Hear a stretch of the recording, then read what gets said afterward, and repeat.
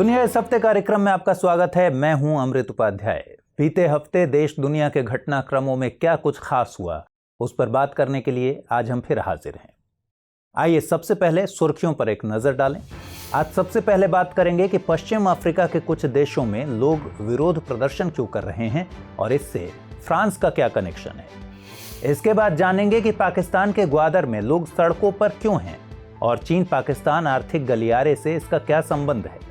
और आखिर में बताएंगे कि रूसी राष्ट्रपति पुतिन के भारत दौरे में क्या कुछ हुआ और भारत अमेरिका रिश्तों पर इसका क्या असर पड़ने वाला है।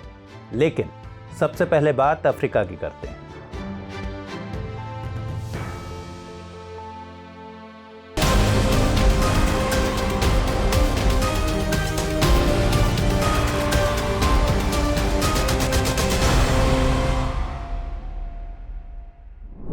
इन दिनों फ्रांस को लेकर पश्चिम अफ्रीका के कुछ देशों में विरोध प्रदर्शन हो रहे हैं।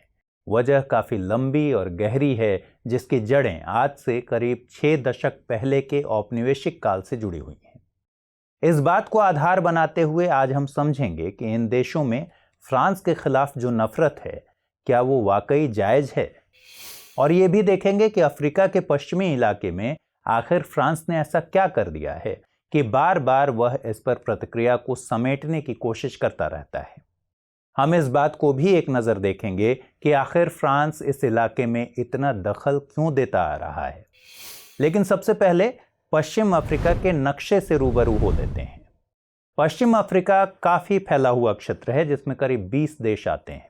इनमें कुछ मुख्य देश शामिल हैं, मसलन Ghana, Mali, Niger, Senegal, Burkina Faso, Benin.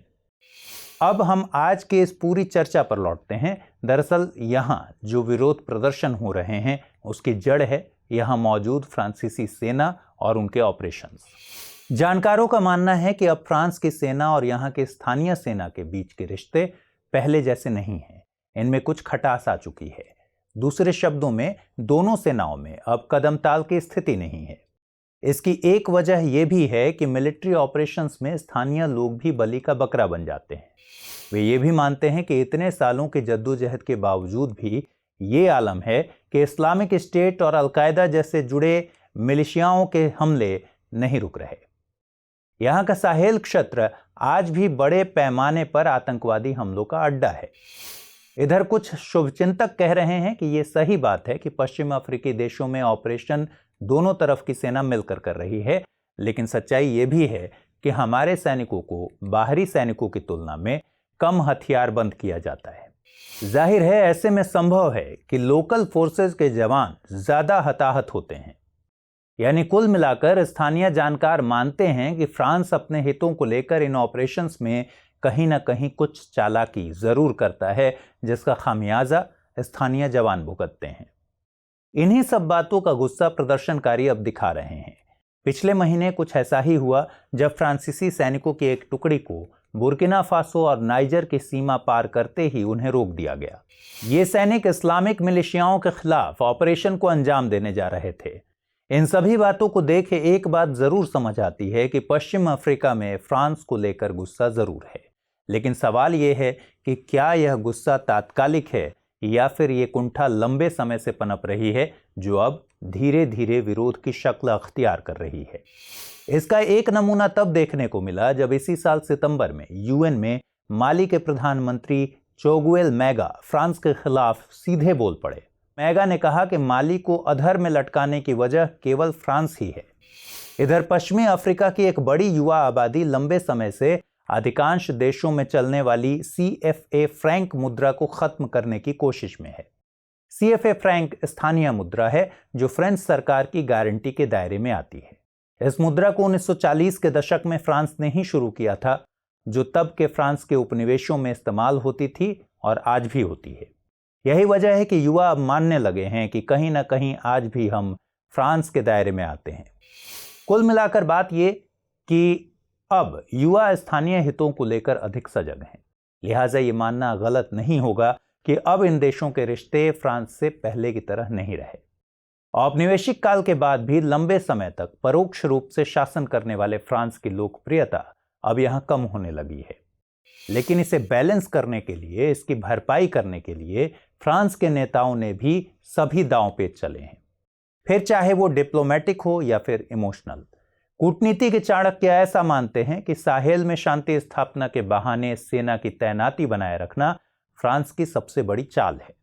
France इसके जरिए दरअसल अफ्रीका के अधिकांश देशों में अपनी पैठ बनाए रखना चाहता है। इससे पहले पूर्व राष्ट्रपति फ्रांसवा ओलांद का फोकस भी अपने पूरे कार्यकाल में साहेल की सुरक्षा पर ही रहा। इधर हाल ही में मैक्रोन ने घोषणा भी कर दी कि इन देशों को दी जाने वाली सहायता का दायरा अब बढ़ाया जाएगा। पश्चिम अफ्रीका से हटकर अगर बात करें तो इसी साल मई में मैक्रोन जब रवांडा के दौरे पर गए तो एक अलग ही नजारा देखने को आया। वो क्या था?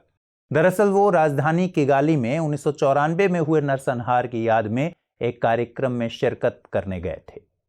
यहां खुले मंच पर वे रवांडा के नागरिकों से इस तरह माफी मांगते दिखे कि आप फ्रांस को माफ कर दीजिए, आपका मित्र देश होने के बावजूद जो हम इस नरसंहार को रोक न सके। गौरतलब है कि 1994 में यहां 100 दिनों के भीतर लगभग 8 लाख लोगों की मौतें हुई थी। इनमें स्थानीय तुत्सी और हुतू समुदाय के लोग बड़े पैमाने पर हताहत हुए थे। लिहाजा यूएन ने फ्रांसीसी सेनाओं की तैनाती को मंजूरी दी थी, जिसे ऑपरेशन टर्क्वाइज नाम दिया गया। दूसरी तरफ बेनिन के लोगों के दिलों में अपनी जगह बरकरार रखने के लिए पिछले ही महीने मैक्रोन ने एक और पेशकश की। उन्होंने उन 26 प्राचीन शिल्पकृतियों को बेनिन सरकार के हाथों सौंप दिया जिन्हें 1892 में यानी औपनिवेशिक समय में लूट लिया गया था। अफ्रीका में फ्रांस का इतिहास काफी पुराना रहा है। इस महाद्वीप के अधिकांश देश फ्रांस के उपनिवेश रहे हैं, जैसे अल्जीरिया, ट्यूनीशिया, नाइजर, चाड, बुर्किना फासो, गैबन। इनमें ज्यादातर की राजनीतिक व्यवस्था फ्रांस ने ही बनाई थी, जो आज भी लागू है। लगभग सभी उपनिवेशों को आज से करीब 4 से 6 दशक पहले आजादी मिली, लेकिन यहां फ्रांस का दबदबा अभी जिस तरह बरकरार है, लोग इसे संपूर्ण आजादी नहीं मानते। यहाँ की मुद्रा इस बात का बड़ा संकेत है, जिसका हम पहले जिक्र कर चुके हैं। हालांकि CFA फ्रैंक मुद्रा को लेकर भी फ्रांस कम से कम इस बात पर मान गया था कि अगर अफ्रीकी सरकारें चाहें तो मुद्रा व्यवस्था में सुधार को लेकर उसे कोई हर्ज नहीं होगा। कहीं ना कहीं यह कवायद भी अफ्रीकी लोगों के दिलो दिमाग में अपनी जगह बनाए रखने की एक कोशिश थी। 2017 में कही गई इस बात को 2019 में तब अमल में लाया गया जब पश्चिमी अफ्रीकी मौद्रिक एवं आर्थिक संघ ने CFA फ्रैंक का नाम बदलकर इको कर दिया। इस पर फ्रांस रजामंद भी हुआ, लेकिन यह व्यवस्था पूरी तरह स्वतंत्र नहीं है, क्योंकि इको अभी भी यूरो मुद्रा व्यवस्था से जुड़ी हुई है। 2019 में एक राजनीतिक घटनाक्रम ने फिर पश्चिमी अफ्रीकी देशों को याद दिला दिया कि अभी आप पूरी तरह आजाद नहीं हैं। कूटनीतिक वार्ता में आपने ये तो सुना होगा कि 2 देशों के प्रमुख नेता न्योते पर या किसी सम्मेलन में शिरकत करते हैं, लेकिन ये नहीं सुना होगा कि एक देश आदेश करे और दूसरे संप्रभु देशों के नेता दौड़ लगा दें। यहां कुछ ऐसा हुआ। 2019 में माली में हेलीकॉप्टर क्रैश होता है, जिसमें 13 फ्रांसीसी सैनिकों की मौत होती है। इस बात के बावजूद कि माली और नाइजर को इससे पहले ज्यादा सैन्य नुकसान हुआ, मैक्रोन की एक मांग पर अफ्रीकी नेता इमरजेंसी समिट में शामिल होने को तैयार थे।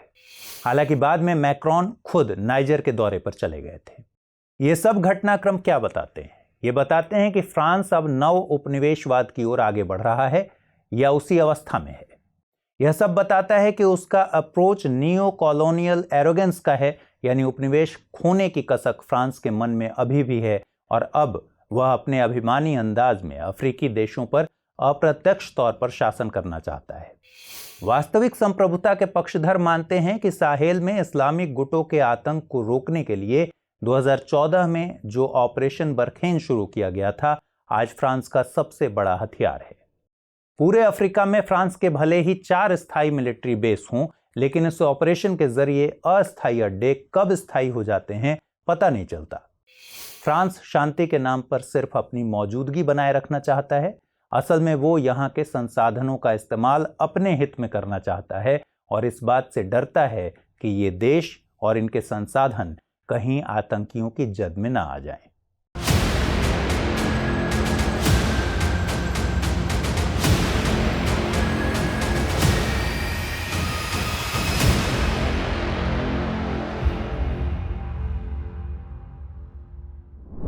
चलिए अगली खबर का रुख करें। 2015 में चीन और पाकिस्तान एक आर्थिक गलियारा बनाने पर राजी हुए थे। चीन के राष्ट्रपति शी जिनपिंग और पाकिस्तान के तत्कालीन प्रधानमंत्री नवाज शरीफ ने उसी साल अप्रैल में एक समझौते पर दस्तखत किए। इस गलियारे का नाम रखा गया सीपेक यानी चीन पाकिस्तान इकोनॉमिक कॉरिडोर। इस प्रोजेक्ट के तहत सड़क, रेल और तेल की पाइपलाइन बिछाई जा रही है। यह गलियारा चीन के काशगर को पाकिस्तान के ग्वादर पोर्ट से जोड़ता है, लेकिन अब ग्वादर की आवाम ने चीन को बड़ा झटका दे दिया है। दरअसल पाकिस्तान के बंदरगाह शहर ग्वादर में हजारों की तादाद में लोग सड़कों पर उतर आए हैं।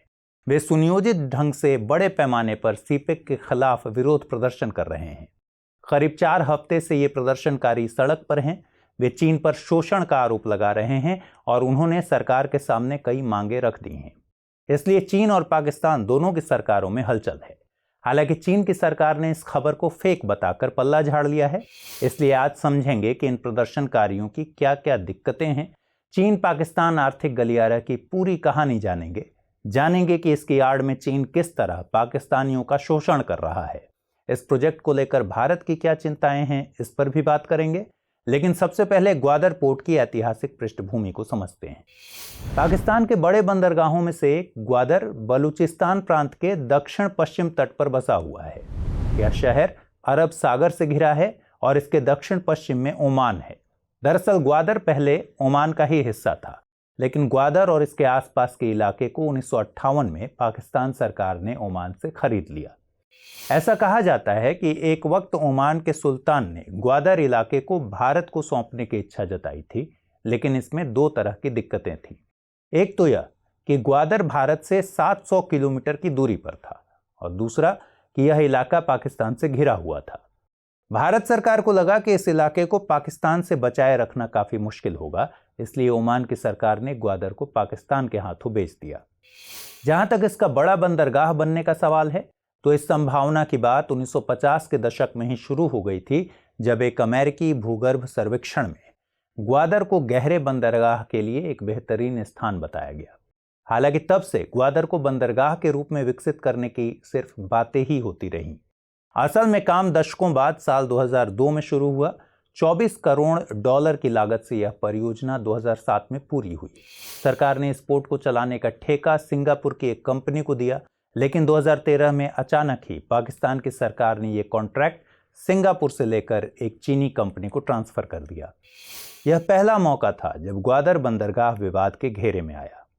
फिर आया साल 2015, जब पाकिस्तान की नवाज शरीफ सरकार ने चीन के साथ एक समझौता किया। इसके मुताबिक ग्वादर पोर्ट को चीन के शिनजियांग प्रांत काशगर से जोड़ने के लिए एक आर्थिक गलियारे का निर्माण करना था। इसमें चीन ने $46 अरब निवेश करने का ऐलान किया। इस प्रोजेक्ट में सड़कें, रेलवे और बिजली परियोजनाओं के अलावा कई विकास परियोजनाएं शामिल हैं। यह परियोजना चीन की महत्वाकांक्षी बेल्ट एंड रोड इनिशिएटिव का हिस्सा है। यातायात और ऊर्जा संसाधन से जुड़े इस प्रोजेक्ट का मकसद समंदर में बंदरगाह को विकसित करना है। पिछले 6 सालों में इस प्रोजेक्ट के विरोध में पाकिस्तान में कुछ खास देखने को नहीं मिला था, लेकिन अब इस प्रोजेक्ट के खिलाफ लोग सड़कों पर उतर आए हैं। अब इनकी समस्या क्या है, ये भी जान लीजिए। इसके लिए आपको मैप पर नजर दौड़ाना होगा। इसमें 2 बातें हैं। एक तो ये कि ग्वादर अरब सागर से घिरा है, इसलिए समुद्र में मछली पकड़ना यहाँ के निवासियों के रोजगार का प्रमुख स्रोत है। दूसरा ये कि यह इलाका ईरान पाकिस्तान बॉर्डर के पास है, इसलिए यहाँ के लोग ईरान के साथ सीमा व्यापार भी करते हैं। मगर फिलहाल ये दोनों ही सेक्टर तबाह हो चुके हैं। अवैध तरीके से ट्रॉलरों के जरिए मछली पकड़ने वालों ने यहाँ के निवासियों का रोजगार बर्बाद कर दिया है। वहीं ईरान के साथ सीमा व्यापार को टोकन सिस्टम के नाम पर सरकार की तरफ से लगाई जाने वाली पाबंदियों ने तबाह कर दिया है। ईरान जाने के दौरान बड़ी संख्या में चेक पोस्ट मिलते हैं, इससे लोग खासा परेशान हैं। इन दिक्कतों के अलावा ग्वादर की आवाम की बुनियादी जरूरत से जुड़ी दिक्कतें भी हैं। यहाँ बिजली और पानी की भारी कमी है। स्वास्थ्य और शिक्षा से जुड़ी समस्या ने भी लोगों में असंतोष भर दिया है। लेकिन अवैध तरीकों से मछली पकड़ने के मामले ने ज्यादा तूल पकड़ा है। वहां के स्थानीय निवासियों का कहना है कि ये मछली पकड़ने वाले कोई और नहीं बल्कि चाइनीज ट्रॉलर्स हैं। यहाँ चीन अपनी दादागिरी चला रहा है और अपने ट्रॉलर्स को भेज रहा है। इनका आरोप है कि दोनों देशों के समझौते ने यहाँ के नागरिकों के अधिकार छीन लिए हैं। छोटे मछुआरे अपनी आजीविका चलाने में नाकाम हैं। इसकी वजह है कि यहाँ मछली पकड़ने के लिए बड़े ट्रॉलर्स को अनुमति दी गई है। यही वजह है कि ग्वादर गहरा बंदरगाह होने के बावजूद शहर के लोगों को रोजगार नहीं दे सका है और इसके लिए लोग सीपेक को जिम्मेदार बता रहे हैं। इंटरनेशनल क्राइसिस ग्रुप की रिपोर्ट में दावा भी किया गया था कि सीपेक की वजह से बलूचिस्तान के स्थानीय लोग बेरोजगार और बेघर हो रहे हैं। इसकी मुख्य वजह इस इलाके में बड़ी तादाद में सेना की तैनाती है। लोगों को झूठे इल्जामों में फंसाकर जेल में डाल दिया जाता है, जिससे यहाँ की आवाम बहुत परेशान है। पाकिस्तान की बदहाल आर्थिक व्यवस्था में ये बेरोजगारी भी बड़ी वजह है। हालांकि हालिया विरोध के बाद प्रधानमंत्री इमरान खान ने मामले का संज्ञान लिया है और प्रदर्शनकारियों की मांग मानने का ऐलान किया है, लेकिन प्रदर्शनकारियों का कहना है कि जब तक नई व्यवस्था लागू नहीं हो जाती तब तक वे धरना प्रदर्शन खत्म नहीं करेंगे। आखिर में ये भी जान लीजिए कि यह परियोजना भारत के लिहाज से कितनी चिंताजनक है। दरअसल चीन पाकिस्तान आर्थिक गलियारा पर भारत शुरू से ही ऐतराज जताता रहा है। इसकी एक बड़ी वजह यह है कि यह गलियारा पाकिस्तान अधिकृत कश्मीर से होकर गुजरता है, जिसे संवैधानिक रूप से भारत अपना हिस्सा मानता है। इतना ही नहीं, सामरिक लिहाज से भी यह प्रोजेक्ट भारत के लिए बेहद खतरनाक है। दरअसल चीन इस गलियारे का इस्तेमाल ग्वादर पोर्ट पर जाने के लिए करता है। ऐसे में आशंका इस बात की है कि चीन की बुरी नज़र भारत के पश्चिमी छोर के राज्यों पर पड़ सकती है और वो वहां मुश्किलें खड़ी कर सकता है। यह और बात है कि चीन ने केवल आर्थिक उद्देश्यों के लिए इस कॉरिडोर के इस्तेमाल की बात कही है, लेकिन चीन और पाकिस्तान जैसे पड़ोसियों पर भरोसा नहीं किया जा सकता। इतना ही नहीं, ग्वादर पोर्ट तक चीन की पहुंच को हिंद महासागर तक चीन की पहुंच के तौर पर भी देखा जा रहा है। ऐसा माना जा रहा है कि चीन अपनी पहुंच का फायदा उठाकर ग्वादर में एक नौसेना बेस स्थापित करना चाहता है। इससे हिंद महासागर में भारत को चीन का सामना करना पड़ सकता है और यह किसी भी लिहाज से भारत की सुरक्षा के लिए बेहतर नहीं होगा।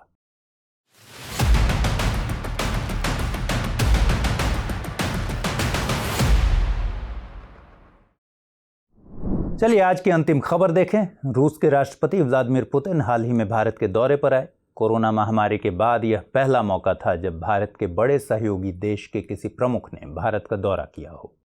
हालांकि भारत और रूस के बीच हर साल ही मीटिंग होती है, लेकिन पिछले साल कोरोना महामारी के चलते यह मुमकिन नहीं हो सका था। यह दोनों देशों के बीच 21वां वार्षिक सम्मेलन था।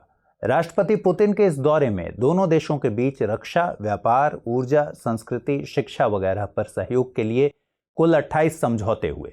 वैसे तो पुतिन कुछ घंटों के लिए ही भारत आए और कयास लगाया जाने लगा कि चंद घंटों का यह दौरा कितना मुफीद हो सकेगा, लेकिन चंद घंटों की इस मुलाकात में कई अहम समझौतों पर दोनों मुल्कों में रजामंदी हुई। ऐसा माना जा रहा है कि अगर सभी समझौते कामयाब हुए तो दोनों देशों के रिश्ते को एक नया मुकाम मिल सकता है। इसलिए आज हम दोनों देशों के बीच हुए अहम समझौतों पर बात करेंगे, जानेंगे कि इन समझौतों से क्या हासिल होने वाला है, साथ ही पुतिन के इस दौरे के क्या मायने हैं, इस पर भी बात करेंगे। इसके अलावा भारत अमेरिका रिश्तों पर इस मुलाकात का क्या असर पड़ने वाला है, ये भी बताएंगे। आइए विस्तार से जानते हैं। ये तो हम सब जानते हैं कि दोनों ही देशों के रिश्ते बेहद पुराने हैं। रक्षा क्षेत्र में दोनों देशों के बीच सहयोग का सिलसिला 1964 से जारी है।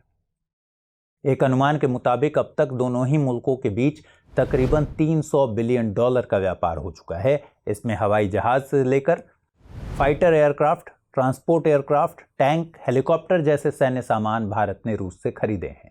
यानी रूस भारत के सबसे भरोसेमंद साथी में से एक है। यही कारण है कि दोनों ही देश के नेता हर साल बैठकें करते हैं। हालिया मुलाकात में प्रधानमंत्री नरेंद्र मोदी और रूस के राष्ट्रपति व्लादिमीर पुतिन की मुलाकात से पहले दोनों देशों के बीच 2+2 बैठक हुई। इसमें दोनों ही देशों के रक्षा और विदेश मंत्रियों ने शिरकत की। यह पहला मौका है जब रूस के साथ भारत ने 2+2 बैठक की हो। इससे पहले भारत क्वाड देशों मसलन अमेरिका, ऑस्ट्रेलिया और जापान के साथ ही ये बैठकें करता आया है। जैसा कि हमने पहले ही बताया कि दोनों देशों के इस सम्मेलन में कुल 28 समझौते हुए। 2021 से 2031 तक सैन्य तकनीकी सहयोग कार्यक्रम पर समझौता हुआ है। 10 साल का यह रक्षा सहयोग कार्यक्रम दोनों देशों के बीच चल रहे रक्षा और भविष्य में संभावित सहयोग की रूपरेखा तैयार करेगा। 1994 से इस तरह के समझौतों पर दस्तखत होते आए हैं। रूसी संघ के कानूनों के तहत कानूनी इकाई ज्वाइंट स्टॉक कंपनी रोसजियोलॉजिया और भारत के खान मंत्रालय के भारतीय भूवैज्ञानिक सर्वेक्षण के बीच भूविज्ञान के क्षेत्र में सहयोग के लिए मेमोरेंडम पर दस्तखत हुए हैं। इसके तहत पृथ्वी विज्ञान के क्षेत्र में सहयोग और उपभूमि के भूवैज्ञानिक अध्ययन, तटवर्ती और अपतटीय अन्वेषण कार्यों के क्षेत्र में दीर्घकालिक सहयोग की योजना है। भारत के institute of chartered accountants of India और रूस के the institute of professional accountants of Russia के बीच एक सहमति हुई है, जिसके तहत संयुक्त अनुसंधान क्षमता और क्षमता निर्माण के जरिए सहयोग स्थापित किया जाएगा। इसके अलावा प्रौद्योगिकी एवं नवाचार और बौद्धिक संपदा के क्षेत्र में सहयोग जैसे तमाम मुद्दों पर भी सहमति बनी है। जितने भी समझौते हुए उनमें रक्षा क्षेत्र में हुए एक समझौते की खूब चर्चा है और ये है AK-203 असॉल्ट राइफल। दोनों देशों के बीच जितने भी करार हुए उनमें इसे सबसे अहम माना जा रहा है। इस करार के तहत दोनों ही देश 6 लाख राइफल्स के सौदे पर राजी हुए हैं। भारत ये राइफल्स रूस से खरीदेगा। यह रक्षा सौदा 5,124 करोड़ रुपए में किया गया है। हालांकि इनका निर्माण भारत में ही होगा। साल 2021 से लेकर 2031 तक अमेठी स्थित Indo Russian rifle private limited से राइफल्स का निर्माण किया जाएगा। हालांकि रूस की मदद से अमेठी में 2019 में ही असॉल्ट राइफल बनाने की फैक्ट्री लग गई थी, लेकिन टेक्नोलॉजी ट्रांसफर और कीमतें तय करने की कुछ अड़चनों की वजह से काम शुरू नहीं हो सका था। कंपनी को उत्पादन शुरू होने के 18 महीने के भीतर राइफलों के सभी पुर्जों को स्थानीय तौर पर ही हासिल करना होगा। Indo Russian rifle private limited में भारतीय कंपनियों का शेयर 50.5% होगा, जबकि निर्माता कंपनी कलाशनिकोव की हिस्सेदारी 42% होगी। बाकी 7.5% पर रूसी रक्षा निर्यात एजेंसी रोसोबोरोन एक्सपोर्ट का अधिकार होगा। AK-203 राइफल्स का इस्तेमाल सेना के साथ साथ अर्धसैनिक बल और पुलिस के खास विभागों में किया जा सकेगा। दरअसल भारत की सेना अब तक इंसास यानी Indian small arms system rifles का इस्तेमाल करती रही है। इसे 1990 के दशक में इंडियन आर्मी में शामिल किया गया था, लेकिन अब इसमें कुछ दिक्कतें आ रही हैं। जैसे अगर हिमालय की ऊंचाई पर इसका इस्तेमाल किया जाता है तो जाम हो जाती है। यह राइफल का मैगजीन क्रैक हो जाता है। AK-203 राइफल हल्की है, मजबूत और बेहद आधुनिक है। AK-203 राइफल की खासियत है कि इसमें 600 राउंड प्रति मिनट फायर करने की क्षमता है।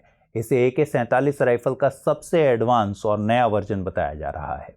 7.62 mm वाली AK-203 राइफल का प्रभावी रेंज है 300 मीटर। इसके अलावा इस बैठक में जो समझौता छाया रहा वो है S-400 एयर डिफेंस सिस्टम का समझौता।